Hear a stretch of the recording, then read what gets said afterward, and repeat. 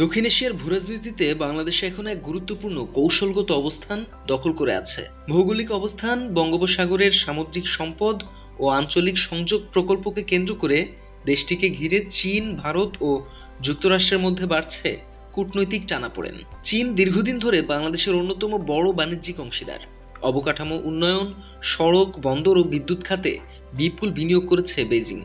বিশেষ করে চট্টগ্রাম ও পায়রা বন্দরের উন্নয়ন পরিকল্পনায় চীনের সক্রিয়তা আন্তর্জাতিক অঙ্গনে আলোচনার জন্ম দিয়েছে।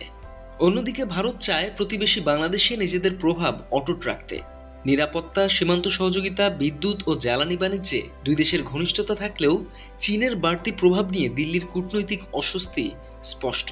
যুক্তরাষ্ট্র দক্ষিণ এশিয়ায় কৌশলগত অবস্থান মজবুত করতে বাংলাদেশকে গুরুত্বপূর্ণ অংশীদার হিসেবে দেখছে।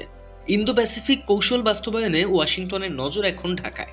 মানবাধিকার, সুশাসন ও গণতন্ত্রের প্রশ্নকে সামনে রেখে ওয়াশিংটন চাপের কূটনীতি চালালেও এর পেছনে ভূরাজনৈতিক হিসাবই বড় কারণ বলে মনে করছেন বিশ্লেষকরা।